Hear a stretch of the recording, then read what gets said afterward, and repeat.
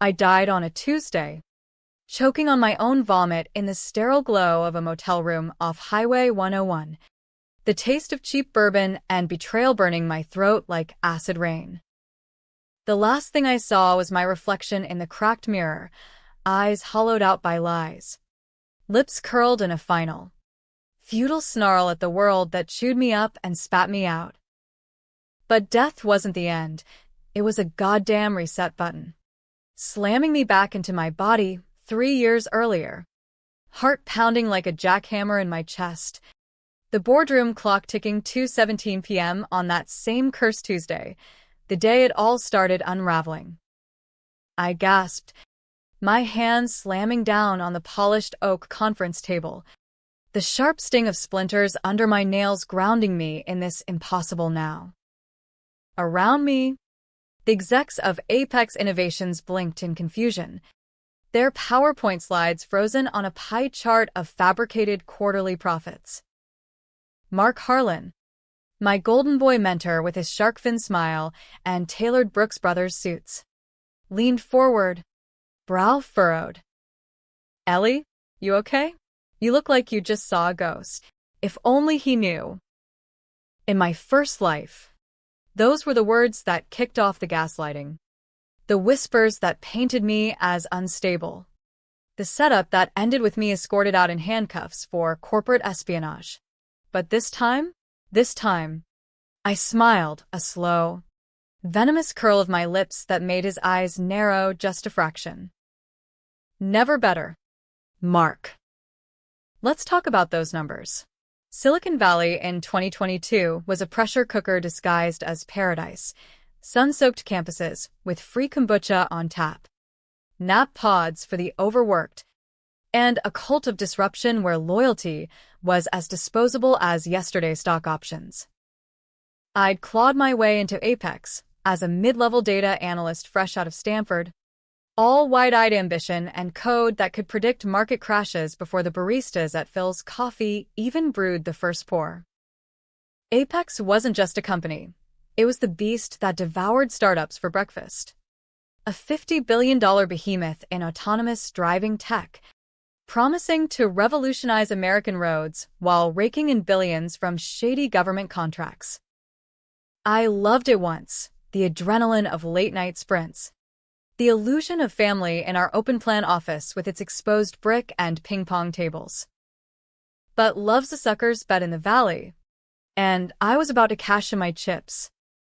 That first afternoon back, I played it cool, nodding through Mark's pitch like I hadn't already lived the nightmare of his betrayal.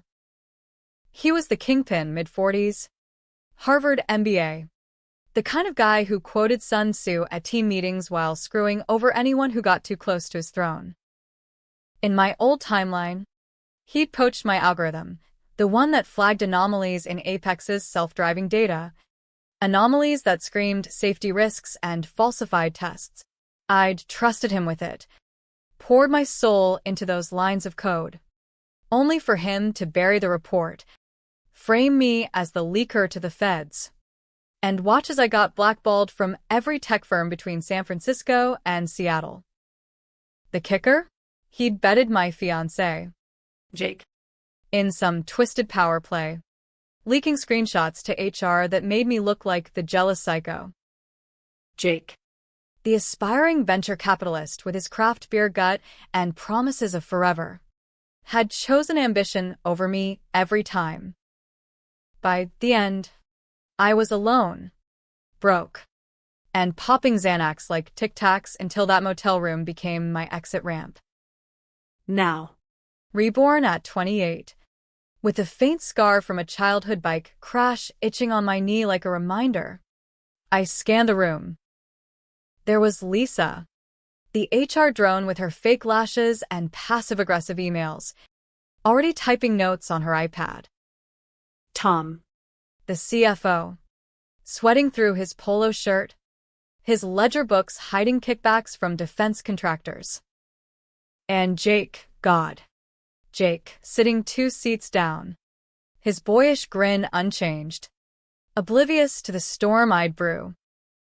I could smell his cologne from here, That overpriced Tom Ford that always lingered like regret. Ellie, your thoughts on the Q3 projections? Mark prompted, his voice smooth as oiled gears. I leaned back, crossing my arms, feeling the familiar weight of my engagement ring on my finger, a cubic zirconia promise I'd pawned in my first life for bus fare to nowhere. They're bullshit, I said flatly, the word hanging in the recycled air like a lit fuse. Gasps rippled around the table. Lisa's pen froze mid-scribble. Jake chuckled nervously, like it was a joke. Mark's smile didn't falter, but his eyes sharpened, predator sizing up prey. Excuse me, he said, voice laced with that paternal condescension he weaponized so well. Bullshit, I repeated, louder, pulling up my laptop with fingers that trembled only from rage, not fear. I'd memorized every falsified entry from my deathbed haze, every doctored log that hid Apex's dirty secret. Their AI was glitchy as hell, prone to phantom braking that could turn a family minivan into a coffin on I-5. In the old days, I'd buried my head, too scared to rock the boat. Not anymore. Look at the variance in sensor data from the Nevada trials. It's off by 17%. You're cooking the books to hit that IPO target, and it's gonna get people killed. The room went tomb silent. Tom's face drained of color.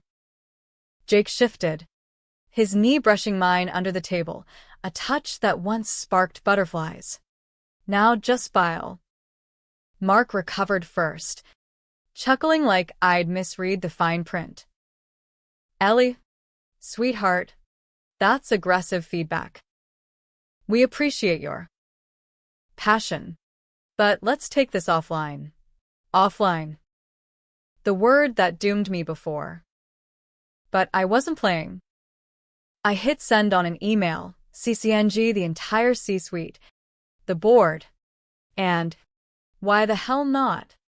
A blind drop to the SEC whistleblower line I'd bookmarked in this second chance. Attached, my original algorithm, time-stamped and ironclad. No offline, I said, standing, my chair scraping like nails on a chalkboard. I'm done pretending this is innovation. It's a goddamn meat grinder. The fallout hit like a Silicon Valley earthquake, subtle tremors at first, then the whole facade cracking. By 4 p.m., security was at my desk, polite but firm, escorting me out with my cardboard box of succulents and that one framed photo of Jake and me at Big Sur. I walked out in silence, heels clicking on the marble lobby floor, chin high as the glass doors whooshed shut behind me. No tears this time. No begging. Just the salt sting of vindication buzzing in my veins. 2 hours later, as I nursed a black coffee at a dive bar in Palo Alto, my phone exploded. Voicemails from Mark. Texts from Lisa pleading, we need to talk, urgent. Even Jake's pathetic, babe. What the hell? Call me. I let it ring, staring at the rain-slicked street outside, the neon sign of a strip club flickering across the way like a bad omen. Revenge wasn't a sprint, it was a marathon of calculated cuts. And I'd only just laced in my shoes. The bar was a relic. All sticky counters and jukebox country crooners warbling about lost trucks and cheating hearts, ironic soundtrack for my resurrection. I scrolled through the chaos on my phone. Mark's third voicemail, his voice cracking just enough to betray the panic. Ellie, kiddo, this is a misunderstanding. Come back to the office. We can fix this. Your equity vests next quarter. Equity. The golden handcuffs that kept us all chained to the altar of growth at all costs. In my first life, I'd cashed out a pittance after the scandal. Enough for ramen and regret. This time, I'd burn the whole vesting schedule to the ground. I texted Jake back first, because why not twist the knife early? Tell Mark the algorithm's already with the feds. Enjoy the scrutiny. Dots danced for an eternity. Then, WTF, Ellie? You're throwing away everything. Us. The word tasted like battery acid.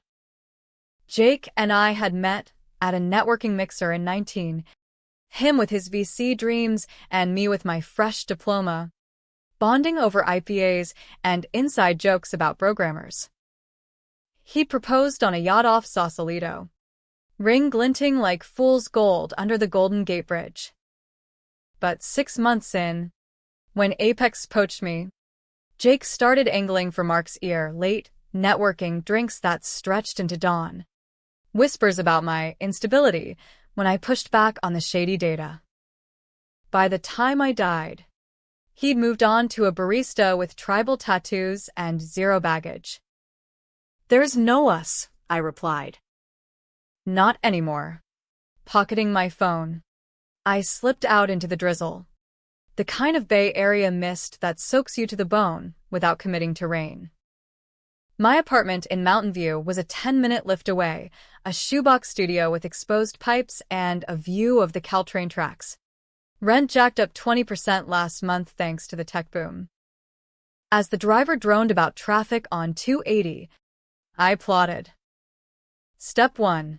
Fortify my position. In the old timeline, Mark had wiped my drives clean, planted malware that looked like my doing. This time, I'd mirrored everything to an offshore server before the meeting, encrypted with keys only I held. Step 2. Allies. There was only one wildcard, Dr. Lena Vasquez, Apex's lead engineer, a no bullshit Latina from East LA who'd mentored me through my first code review. She'd quit 6 months after my downfall, citing creative differences, but I'd overheard her muttering about the glitches in a bar once. If anyone smelled the rot, it was Lena. I crashed through my door at 7 p.m. The place unchanged, unmade bed, stack of unread Wired magazines, a half-dead fiddle-leaf fig drooping in the corner, like my old morale. First order, brew coffee. Strong as regret. Then, fire up the laptop. Emails flooded in, board members demanding explanations. Reporters from TechCrunch sniffing around my leak. Mark's latest. Ellie, this is career suicide. Let's meet. Neutral ground. The usual spot. Our mentorship dinners at Evia, where he'd ply me with a Certico and probe for ideas, only to steal them like candy from a baby. I deleted it, then dialed Lena. Ellie? Shit. I just saw the news alerts. You ballsy or crazy? Her voice was gravel and grace, the kind earned from night classes at community college while slinging tacos. We met at a talk area in San Jose. Her in grease-stained Carhartts. Me nursing a horchata that tasted like childhood lies. Over carnitas tacos that burned going down, I laid it out. The rebirth I couldn't explain. The algorithm. The frame job I knew was coming. She listened, eyes narrowing over her glasses, then barked a laugh that turned heads. 中性? Like some telenovela twist? Girl, if you're high, pass the joint. But, yeah. I've seen the data fudges. Mark's been burying crash sims since the Phoenix pilot. Cost overruns, sure. But lives? That's next level. Lena was in. Not for me, for the truth. We spent the next week in shadows, her leaking internal memos from a burner drive, me cross-referencing with public filings. Turns out, Apex's secret wasn't just glitches, it was collusion. Mark had inked a backroom deal with a Pentagon buddy, faking efficacy reports to snag a $2 billion DoD contract for military drones disguised as civilian tech. The anomalies? Not bugs. Deliberate overrides to prioritize asset protection over pedestrian safety. In a world where self-driving cars promised freedom, they'd built weapons on wheels. And I was the idiot who'd coded the safeguards they'd gutted. But revenge is a jealous mistress. And mine started bleeding into the gray. Jake showed up at my door on day 4. Rain-slicked and desperate. That Tom Ford cologne clashing with a takeout tie in his hand. Ellie? Please. Mark's flipping out. They're auditing everything. We could lose the wedding deposit. Wedding. The one we'd planned for Napa Valley wineries and drone footage of vows at sunset. I let him in, watched him pace my cramped living room like a caged bull. Part of me, the old Ellie, the one who forgave too easy, ached.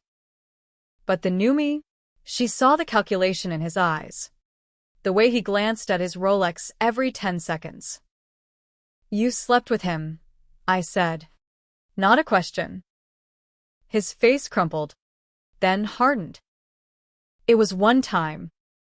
Stress. You're always working. Ellie.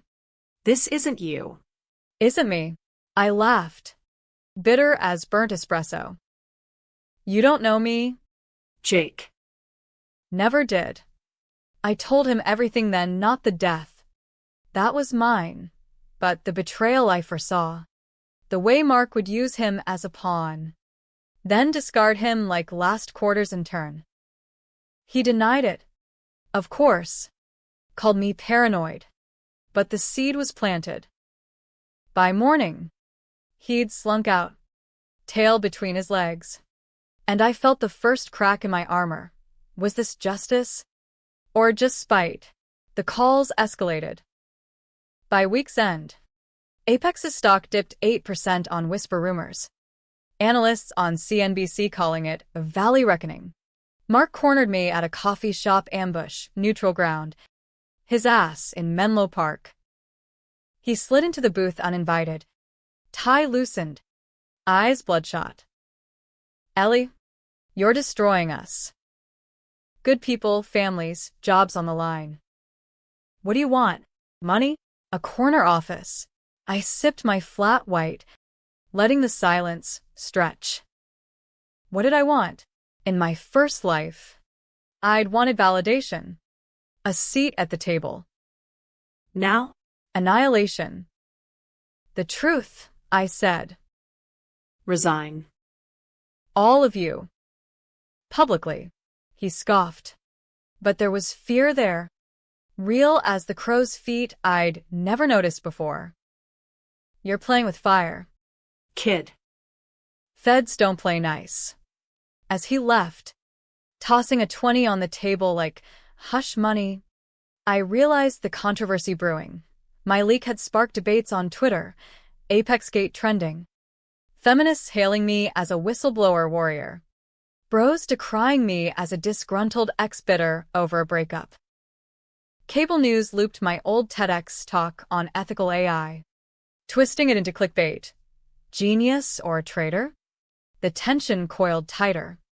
Every notification a noose. Lena warned me over encrypted chat. They're digging. Ellie. Watch your back. But backing down? That was death all over again. The reckoning hit peak velocity on a Friday in October. The valley air thick with the scent of eucalyptus and impending doom. I'd holed up in a sublet in Oakland, grittier. Cheaper. With a fire escape view of the bay that felt like breathing room after Mountain View's suffocating sheen. Lena and I had gone full scorched earth, anonymous drops to ProPublica. A hacker buddy of hers, some ghost from her Caltech days, deducing Apex's investor portal with leaked emails. Mark's love notes to his Dodie contact will make it sing. Boys. Safety be damned. Splashed across Reddit like confetti at a funeral. The stock cratered 22%. Board meetings leaked live on Twitch by some rogue intern. Pundits on Fox called it woke sabotage. MSNBC hailed corporate accountability. Me? I was the lightning rod. Doxed threats piling up in my inbox. Traitor bitch. Hope you crash and burn. Sleep was a luxury I couldn't afford. Chased away by nightmares of that motel towel cold against my cheek. But the real haunt was the doubt gnawing at my edges. Was I the hero, exposing a Frankenstein's monster of tech? Or the villain, torching livelihoods for a ghost grudge? Jake's texts had gone radio silent after our blowout. But Lisa, the HR viper, kept slithering in. Ellie? The company's offering mediation. Full pardon. Think of your future. Future. In my first life, my future was a string of temp gigs, therapy bills, and a one-way ticket to obscurity. This time, I'd rewrite the script, even if it meant playing the monster. The call came at 2 a.m., Mark's number flashing like a bad trip. I answered, voice steady as rebar. Ellie, he rasped. No polish left, just a man unraveling. You win. Boardroom. Dawn. No lawyers. It was a trap. Had to be. But the pull was magnetic. That unfinished business humming in my blood. Lena vetoed it hard. He's cornered animals bite, but I went alone. Ubering back to Apex under cover of fog. The campus lights haloed like a halo on the devil. Security waved me through without a word. The lobby echoing empty except for the hum of servers in the basement, those digital tombs holding the proof of our sins. The boardroom was a war zone, coffee cups strewn like casualties. Whiteboards scrawled with damage control scenarios. The city lights mocking us through the glass. Mark stood at the head, flanked by Tom the sweating CFO and a skeleton crew of VPs. Their suits rumpled like they'd slept in them. Lisa hovered by the door, tablet clutched like a shield. No Jake, smart boy. Or maybe just written out of the scene. Sit, Mark said, gesturing to my old chair. I didn't. Instead, I pulled a USB from my pocket. The one with the unredacted crash logs, simulations of a family of 4 pulverized on a simulated 101. Overrides kicking in too late because priorities shifted. Resign, I said again, slamming the drive down. All of you. Press conference at 10 a.m. Or this goes viral by sunrise. Tom's jowls quivered. He mumbled about pensions. Kids' college funds. Lisa piped up. Saccharine. Ellie, this is emotional. We can reinstate you. Promote. I cut her off with a glare that could curdle oat milk. Emotional? You want emotional? Try waking up choking on your own blood. Knowing the man you trusted sold you out for a bonus. The room froze. Mark's face, so. That face cycled through denial. Rage. Then something worse, recognition. What the hell does that mean? He snapped. But his voice cracked on the edges. I told them then. The impossible truth. Because why not go nuclear? The death. The rebirth. The foreknowledge that burned like bad acid. They stared. Lisa whispering delusional under her breath. Tom edging toward the door like he might bolt. Mark. Though he listened. Really listened. His eyes flicking to the scars on my knuckles from that motel sink punch. You're bluffing, he said finally. But it was weak. A bluff call from a busted flush. Prove it. Tell me something only future you would know. Easy. The affair. You and Jake. The Peninsula Hotel. Room 1408. He cried afterward. Called you Dad in that pathetic way. You laughed. said it was just stress relief. The air sucked out of the room. Lisa gasped, a hand to her pearls. Tom's phone buzzed, ignored. Mark sagged, the king unthroned. How? Doesn't matter. I leaned in, voice low, the tension coiling like a spring about to snap. What matters is this. Apex dies today? Or you do, metaphorically speaking. It was the line. The controversial pivot. Not just exposure, extortion. Plain and ugly. Demand their resignations. Walk away clean. Or drag them through the courts with every dirty detail. American as apple pie and civil suits. But it tasted like ash. Mark's eyes hardened, the mountebank resurfacing. You think you're clean? Ellie, that algorithm of yours? You hard-coded the overrides yourself. I have the logs. Lie. But in the chaos of my first life, I'd wondered, gaslit into self-doubt, replaying code like a guilty loop. Now, it ignited the powder keg. He lunged for the USB, but I was faster, yanking it back as Tom hit the panic button. Alarms wailed. Security boots thumping down the hall. Lena's voice crackled in my earpiece. Ellie, abort. Too late. Fists flew in the melee, Mark's ring clipping my cheek. A hot bloom of blood, I wiped away with a grin. This is you. Mark. The real you. Cops burst in minutes later. Tasers drawn. The scene a tableau of white-collar Armageddon.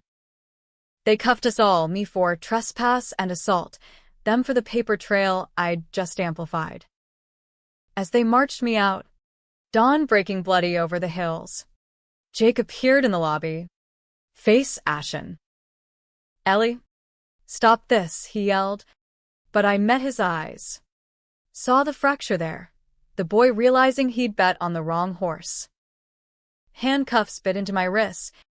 The cruiser ride to Santa Clara County a blur of fluorescent lights and Miranda rights. Controversy exploded. Body cam footage leaked by noon. Me bloodied but unbroken. Mark snarling like a cornered wolf. Ellie vs. Apex hit 1 million tweets. Protests outside Apex's gates with signs reading code for people. Not profit. But in the holding cell, cold concrete kissing my forehead, doubt whispered, was this the peak? Or the plunge? Lena bailed me out by evening. Her hug fierce. You did it. Chica. SEC's rating them now. Victory. Sure. But the cost? My name forever tainted. A cautionary tale in boardrooms from Boston to Beijing. The trial was a circus. American justice served with a side of viral memes and 24/7 punditry. 6 months in the grinder. Depositions in wood-paneled courtrooms smelling of old money and desperation. My public defender, a harried ACLU firebrand, hammering home the whistleblower defense while Apex's sharks circled with countersuits for defamation and theft.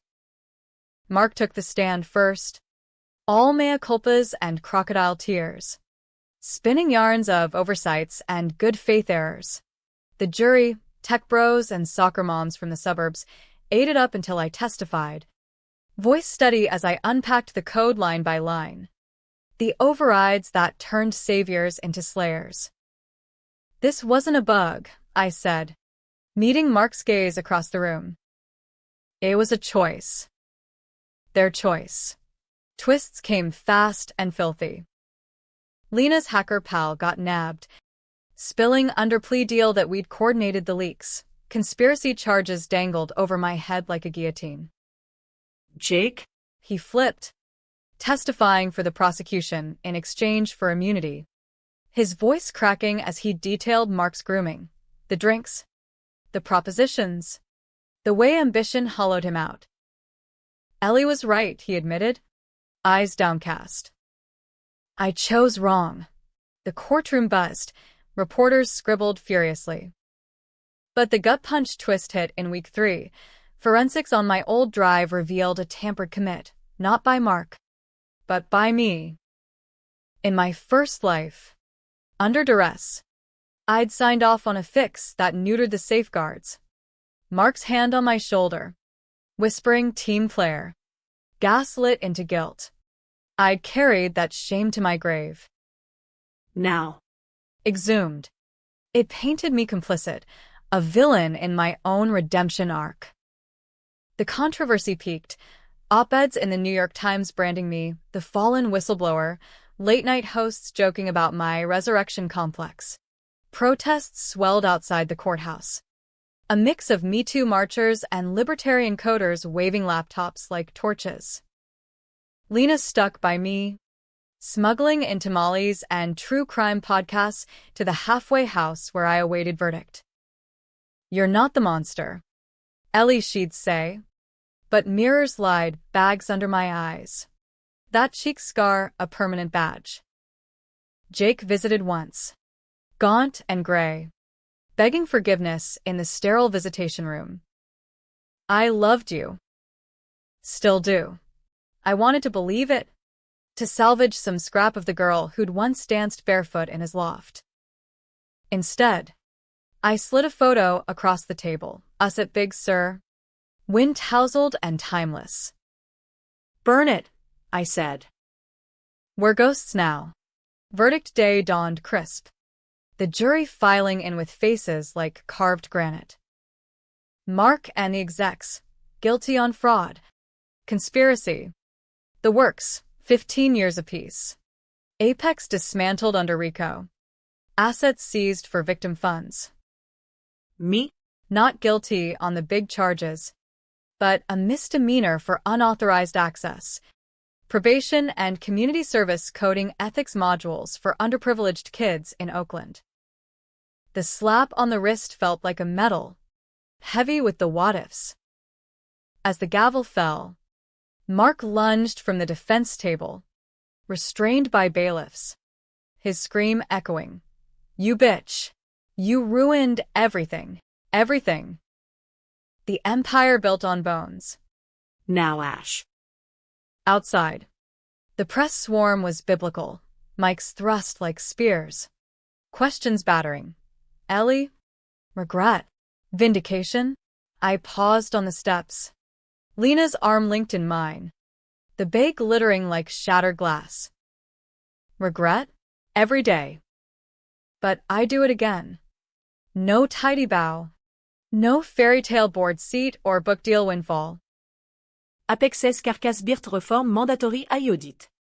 Whistleblower protections beefed up in Congress, but the scars lingered. Jake vanished into therapy and a quiet divorce from his rebound. Mark rotted in federal gray, penning a jailhouse memoir no one would touch. Me? I rebuilt in fragments. Adjunct professor gig at Berkeley, teaching ethics in the age of algorithms to wide-eyed undergrads, a tiny bungalow in Berkeley Hills with a garden that actually thrived. One evening, a year post-verdict, I got the call, not from Apex's ghosts, but from a ghost of my own making. The SEC tip line. Forwarding a package, Jake's confession letter, mailed before his disappearance. "Ellie, I knew about the overrides. Pushed you into it for the promotion. When you died." Wait. "You didn't. But in my nightmares, you did. Forgive me?" No. But no, I tried to make it right. Enclosed, a flash drive. Backups of Mark's slush fund ledgers. Enough to topple a senator's campaign tied to the DoD deal. The final twist, not betrayal's end, but its echo. A chance to swing again. I burned the letter in my backyard fire pit, sparks rising like freed souls into the California night. Forgiveness? Nah. But closure? Close enough. In this second life, I'd walked out in silence once, begged back too late. Now. I walked forward flawed, fierce, unbreakable. The valley whispered of new beasts rising, but I'd be ready. After all, death had taught me the real revenge isn't destruction. It's survival.